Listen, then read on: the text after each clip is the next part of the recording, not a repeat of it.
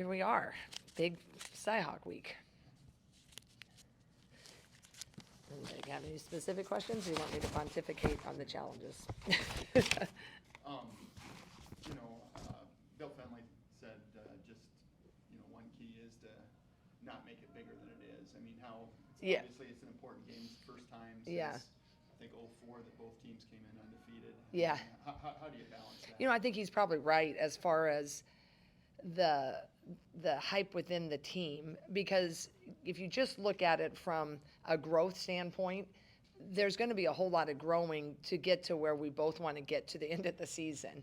And it'd be nice to just have a really good game that doesn't get lost, right, in all the hype of it. But that's the beauty of these games, right? The rivalry games, even as early as football plays it, right?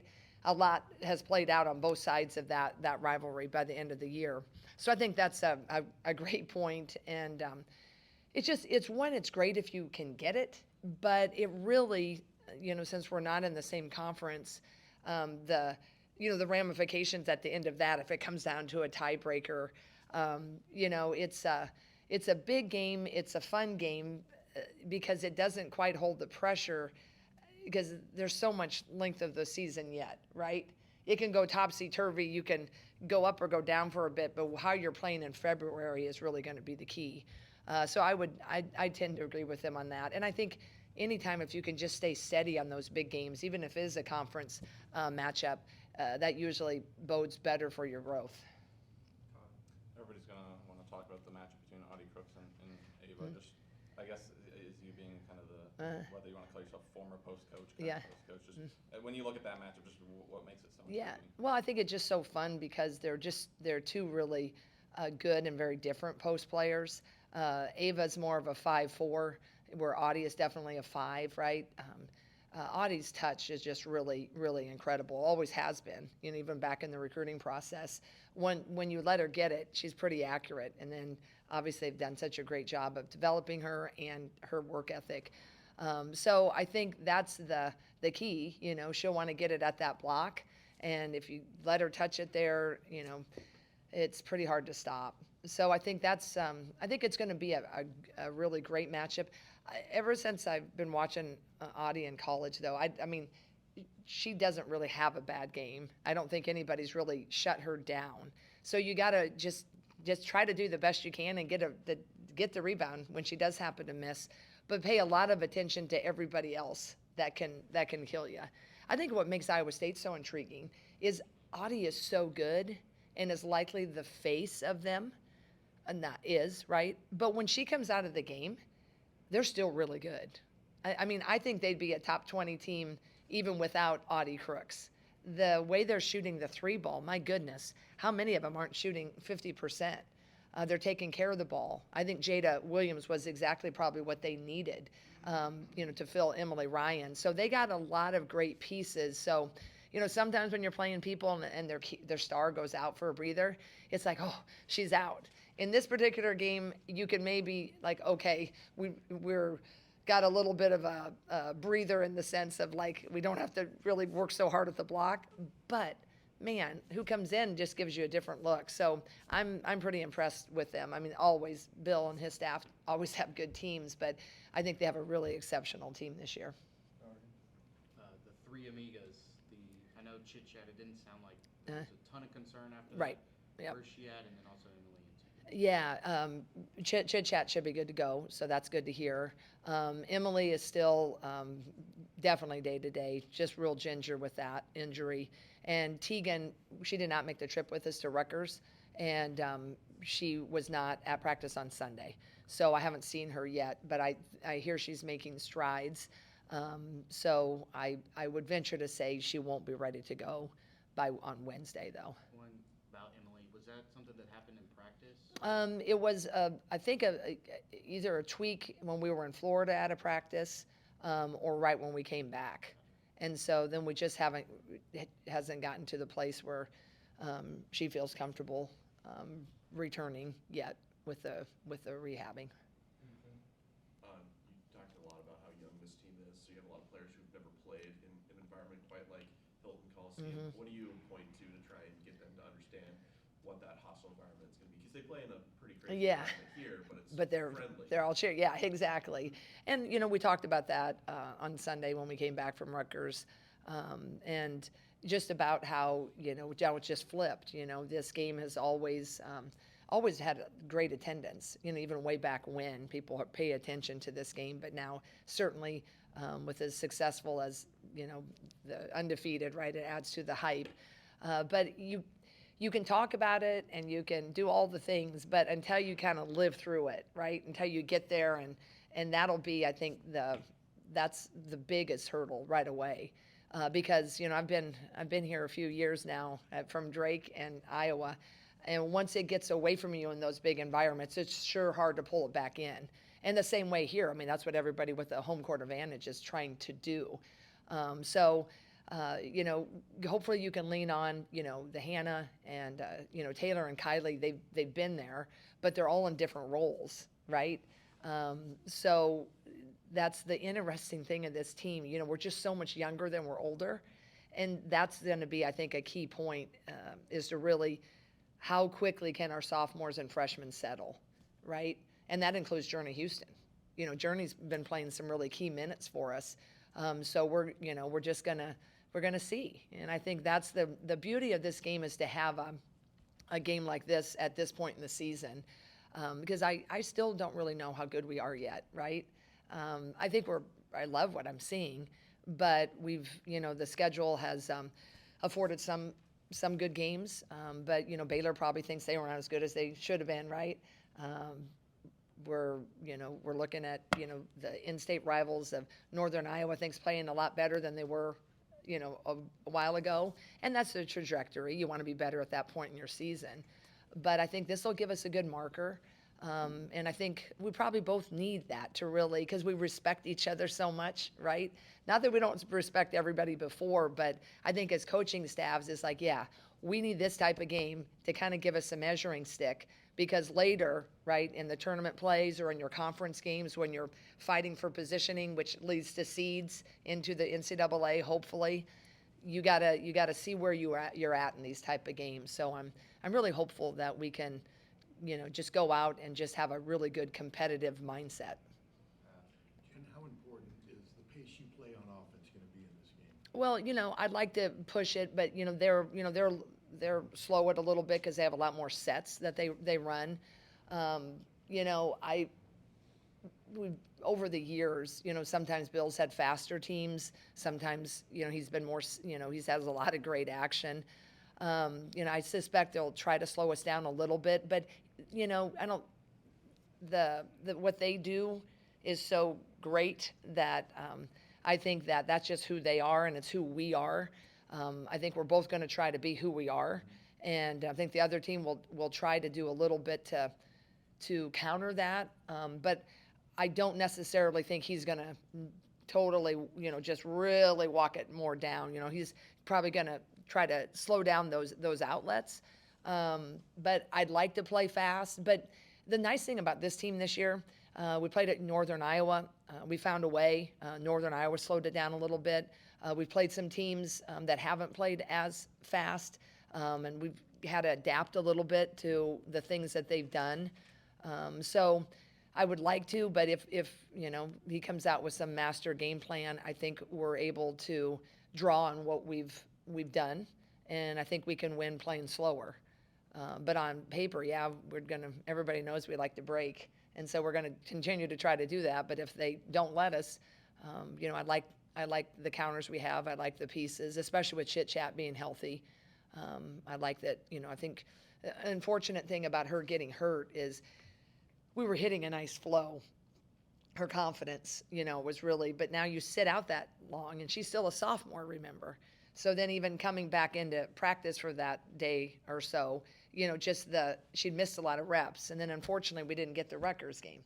And now you're asking her to be like, oh, by the way, can you go perform really great in this, really hostile environment? But I still like that, she has a pretty good command of the offense, and, she's good at running the ship. Seems like Hannah maybe hasn't quite found her stride yet this season. In a game tomorrow, obviously, with not only being a top 10 opponent, but then obviously the environment and a game where you need your best players to be your best players. What do you want to see out of Hannah tomorrow night, and what do you need her to be to get a win? Yeah, I hope Hannah's due, right? I think Hannah coming into this year, she was definitely circled as the key, and everybody's kind of focusing on that. So there's a different mindset and a pressure of what you're operating. And you can play a little tighter, you can play a little bit, you want it so much. Thankfully, the others have been rising.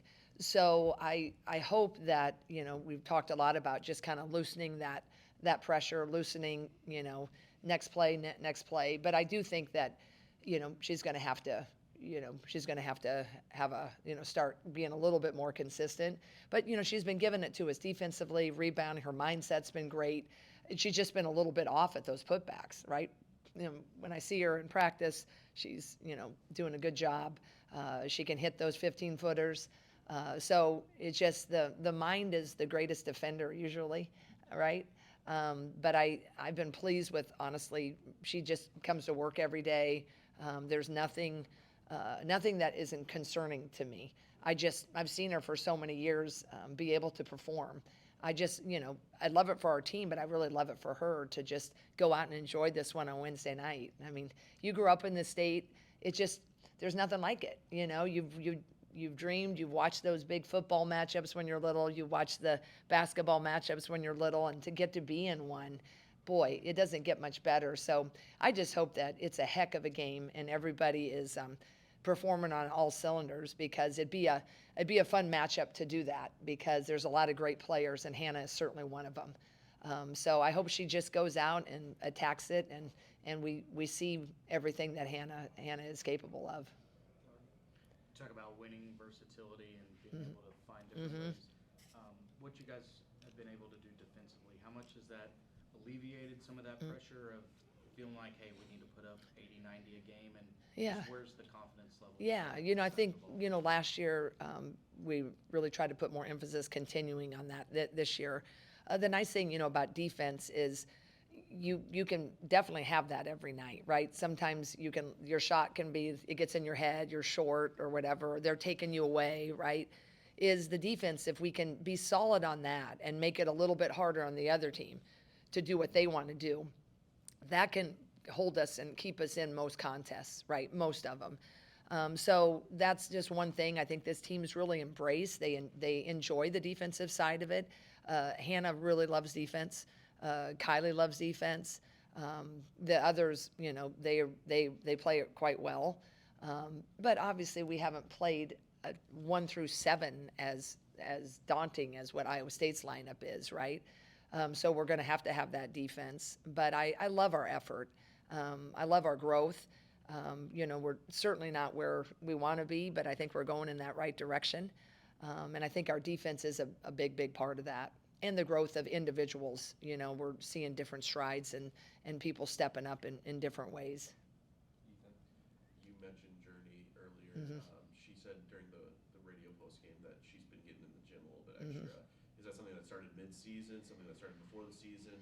And you talked about what kind of a turbo boost that can give to a player. What have you seen it do for her? Yeah, I think it started a little bit more mid-season. I think the interesting, when you look at the trajectories of players, what they're used to in high school and what they do comparatively, what really needs to be done, some of them can't really grasp it until they get into it. And then when they get into it, it's like, whoa, okay, this is what I need. And I was pleased to see her. She really embraced that to another level, right? And the first thing we had to kind of get her to understand how she's the 3-4, but maybe there's more opportunities right now, how she plays to spell Hannah. And so that had a little bit different footwork for her.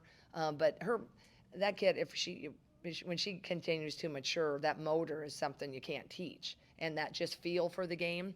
So getting her in the gym, and Sean Sullivan's been doing a really good job working with her.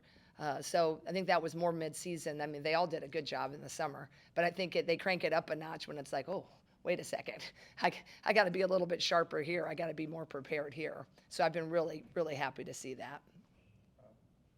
Obviously has a lot of returning pieces that you guys are familiar with. Their point guard, Jada Williams, is one of the new pieces, and you guys looked at her in the portal. Just is there any type of benefit of having gone through a full scout of her in the portal? So even one of their new players is someone that you know a lot on. You know, I wouldn't say benefit, right? I mean, the portals is that's just such speed dating anyway, right? You can like go through and you're doing as fast as you can and looking at fits and so forth. But you know, Jada was a kid in high school everybody knew about. But I think, you know, she's just a really good player, dynamic. I just think it's a really great piece. You know, Jada's been, you know, through all the hype. You know, she's you know, highly recruited, high profile, understands all of it. And then this team, they've been together, these juniors, right? They've really been seasoned. So I think that's their biggest, on top of how great they are individually, they've lived through it. Where I think that's the advantage, them, in that sense, is that, you know, they've had some big wins, they've had some disappointments, that those things all galvanize you to kind of come into this season, and they're really wearing their really top ranking. And I think then adding a piece, especially you losing Emily Ryan, right? That's because she's so good, heart and soul, and then adding a really good skill player that's a little bit different. So I think that's really been a key for them. But I wouldn't say there's a advantage or not. You'll watch a lot more film leading up to them now, who they are, than that film was. You know, they came in last season really hyped, you know, really highly ranked. Yeah. You know, they were probably one of the nation's biggest disappointments last year. What do you see that's different about them this year? Well, you know, I think the growth always comes when, you know, biggest growth, I think, when you come up a little bit short, right? Or you're a little bit more you're disappointed. And sometimes you can work your tails off and it's like that. And sometimes it's just harder for whatever reason. So, you know, Bill and his staff, you know, they're just so good for over all those years. And I think they've tweaked a few things. Defensively, I think they're a little different. They've had another year, you know, to really utilize exactly probably what you want and where you want to get the ball to Audie. You know, Addie Brown is just a difference maker. You know, she's just tough, right? She doesn't back down. And then that one guard out of Tennessee, number 1, Beatty, I mean, she just plays like their guards. They always like her to, like their guards too. So they've added pieces that they didn't really have as much depth last year, although you can look and be like, okay, it's these 5 or 6. But when they put a piece in, they know exactly what that piece is going to give them. So that's what I think. They've added the right pieces, and maybe, you know, if they were wishing they would have gone a little bit deeper, that motivation, I think that's what probably has got them, you know, playing so well so early and really consistently.